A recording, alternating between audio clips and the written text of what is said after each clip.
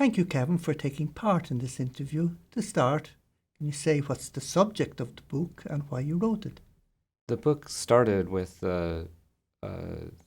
just the question of literary transmission, like how literary objects are transmitted from one generation to the next. And I began by noticing that lots of texts that are concerned with this question turn not to the preservation of text, but to loss. And I wanted to know why it is that these texts are so concerned with the loss of knowledge and the vanishing of texts when they're ostensibly about tradition. And so this led me to the question of what is this sort of curious object that's the literary text, and what is, whether or not one can think of the text as an object to be preserved or lost, or whether knowledge is a thing that can be preserved or lost.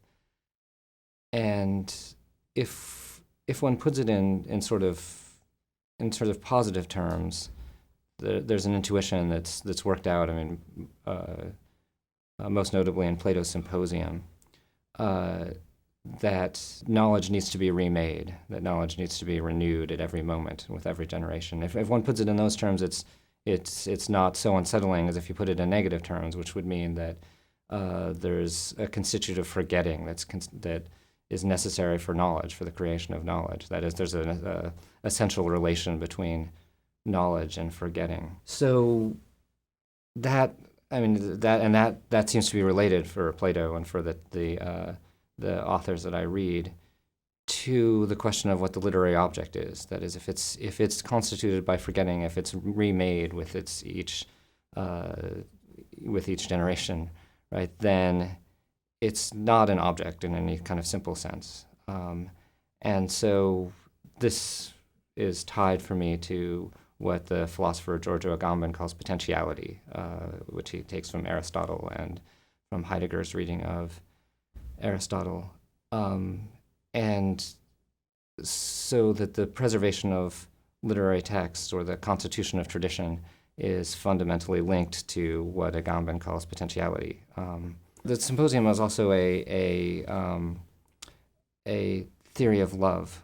And so there's another strand in the book, which is that notices that these texts that are concerned with the transmission of culture also are often concerned with love, and particularly with homoerotic desire. And that could be, sometimes that's an accident, but often it seems to be essential, again, going back to the symposium, which is both about transmission and about what love is. And so lots of writers pick up on this connection. And so part of the book, the other strand that the book is tracing, is the relation between this mode of transmission that I've tried to describe and homoerotic desire. You begin the book by defining the term queer transmission in two ways. What are they? Queer transmission, according to my book, can be defined in two ways, as you say. So a sort of general sense and a specific sense, or what Eve Sedgwick calls universalizing and minoritizing. That is, queer transmission can refer to the specific ways that queer knowledges are transmitted. That is, knowledge of queer culture as a minority culture, that as a way of life that the dominant culture is not particularly concerned with preserving or knowing much about. So it's a sort of, in that sense, specialized knowledge. How is it that in a culture that, by and large isn't interested in queer forms of life, how does one generation of queer people or one signal to those that follow, like what queer life is for them? It can also be used in a general sense, which is what's queer about transmission in general. That is, what's queer about the literary tradition. And in some ways, the emphasis of the book falls more on that side. It's about cultural transmission and the transmission of cultural artifacts, and in what way we could refer to them as queer. You write that your book is part of a recent tradition of queer theoretical writing. I suspect that many not in English studies are unacquainted with this tradition. Can you say something about the tradition and also about the nature of queer studies in general?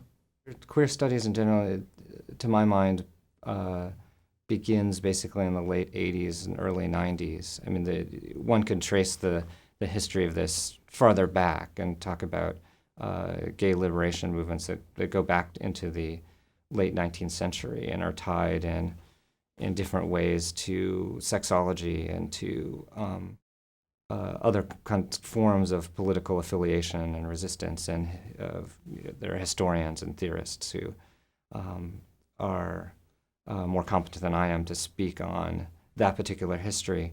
But in the late 80s and early 90s, there's a group of people who found queer theory, and these would include Eve Sedgwick and Judith Butler, Lee Edelman, Leo Bersani, and they take the theoretical insights of things like deconstruction, psychoanalysis, theories of performative language, and use them to think about sexuality in a way that departs from earlier forms of gay liberation because it's basically, I mean, it's more complicated than this, but it's basically a critique of identity as opposed to an affirmation of gay existence, which is an important political point and continues in various ways within queer theory. So more recently, that theoretical work has taken various forms. For example, there's one of the most important books in recent years is Lee Edelman's No Future, which is a polemical book against what he calls futurity and pits queerness against forms of what he calls politics, and he spells out one radical consequence of psychoanalytic thought, which is basically the impossibility of sociality, and that impossibility is linked for him to what he calls the queer. So this is, called sort of inaccurately or not inaccurately, but it's called an antisocial thesis in queer theory. And so my book sort of begins, in a sense, for thinking about what's the relation, or one of my reasons for beginning to write this book was thinking about Edelman's argument about futurity and wondering whether literary transmission needed to be thought in the kinds of forms that he was critiquing. There are various other strands now in queer theory that are less linked to what I'm writing about. There are some, there's work that being written about the relation of queerness to time that also, again, is related to, what's the effect of sexuality, particularly queer sexuality, and thinking about, again, generation and temporal unfolding. There are also various theories of affect, and which are very interesting, although not connected. I mean, they are. There'd be ways to argue for the connection to what I'm writing about, but it would be more oblique. The first chapter, which moves between Plato's Symposium, a timeless work of art, and the suicide of a gay student named Tyler Clementi, an ephemeral current event, raises questions that are perhaps applicable to the book as a whole. What are the potential tensions between the timeless and the timely, or other tensions that might emerge from that juxtaposition in the first chapter? In a way, that question is the question of the book. I mean, it's the question of transmission. It's what's the relation between, again, the time of the work of art and the time of life. That is, that we as critics live in the world and live at a certain time, and we encounter literary works and cultural works at a particular moment. And it's not. It seems to me that while the production of literary and cultural works do take place like our lives in a given life, their time is something else. So in a way, that juxtaposition is the juxtaposition of transmission. That is, what's the articulation? How does one articulate the relation between one's life and the work of art? There are risks in talking about, particularly given the pace of academic publishing, and that there are risks in talking about current events. This sounds, I guess, that can sound sort of bloodless in the sense that part of my other reason for wanting to talk about the suicide is that it seems to me that it's important that his name be remembered and that the story be remembered. And so, in a way, as it passes from current immediate memory, in a way, it seems to me that his mention could become even more important than it was at the moment it was written, just in the aftermath of learning about it. But there is also this question of how one pitches one's work and thinking. That is it aiming for a contemporary audience, or is it aimed for some other form of posterity? And that's also a kind of question I don't know that any contemporary writer can really manage or can really know, but it's something that has to structure our thought.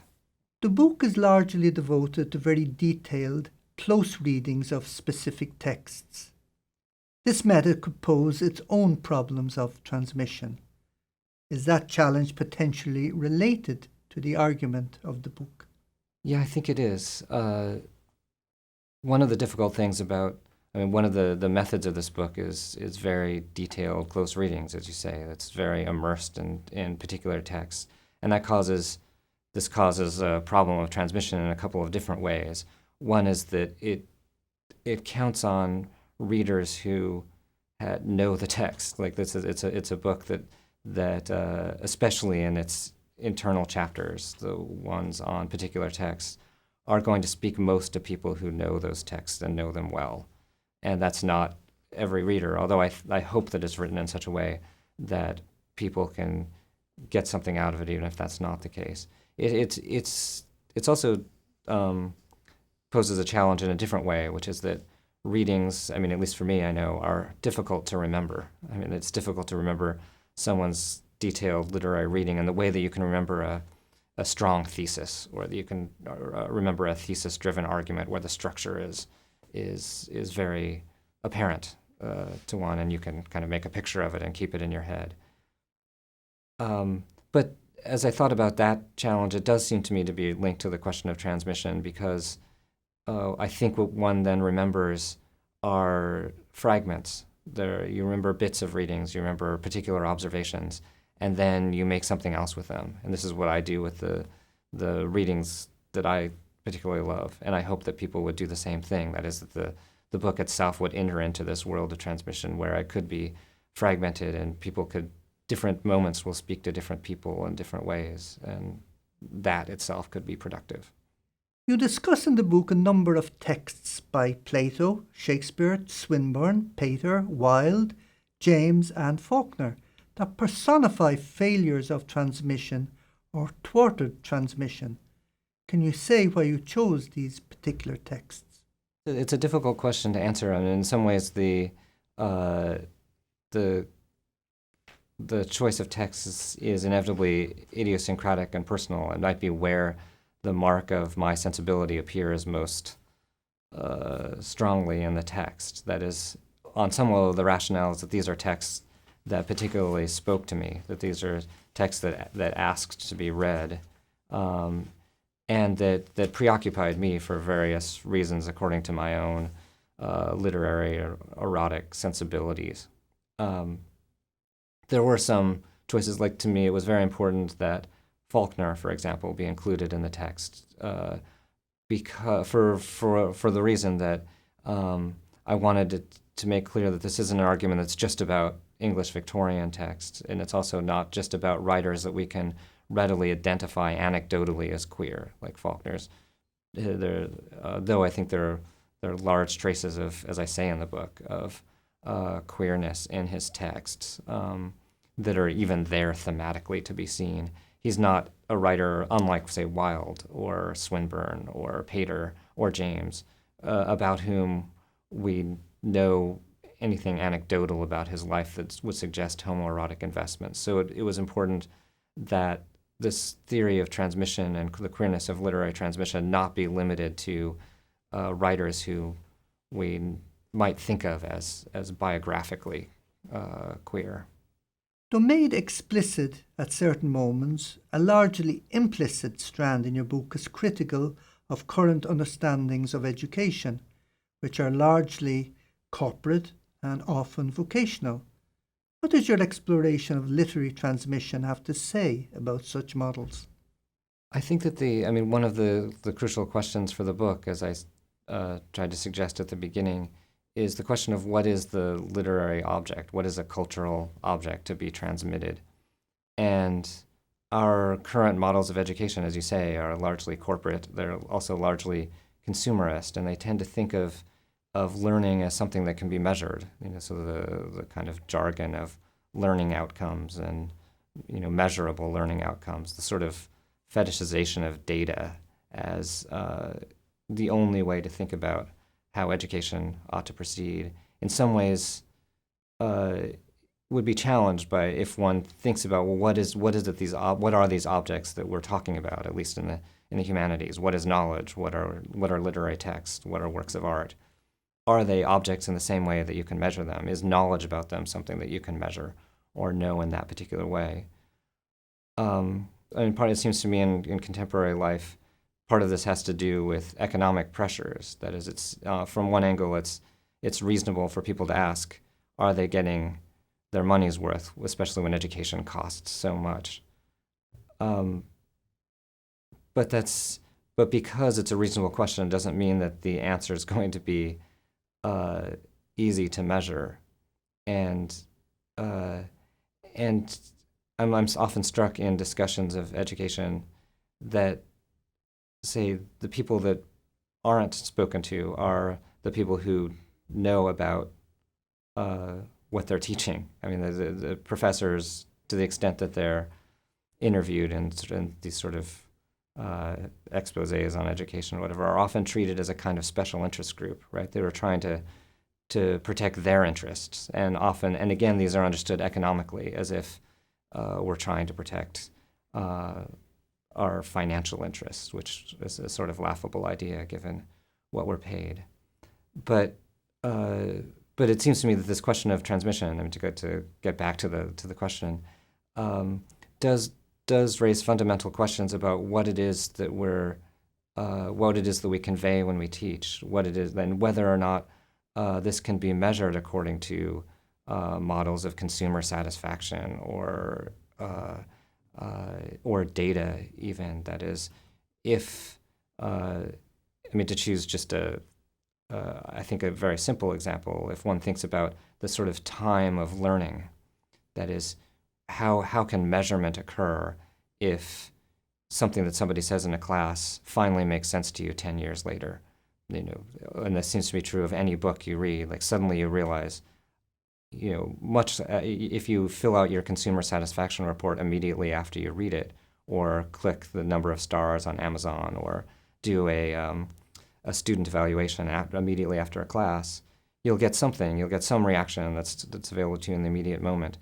But the learning, the thing that actually matters, may occur over a much longer period. It may occur, again, years later, that this will mean something to you. And that's not something that we have really tools to measure, to say, whether or not even the question finally of what can be measured, whether or not knowledge can be measured.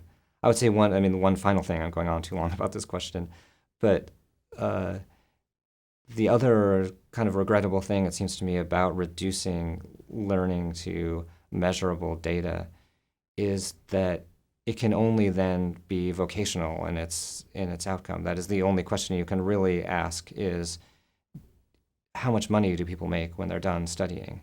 And that's a kind of a question that can be important to parents and to people if they want money.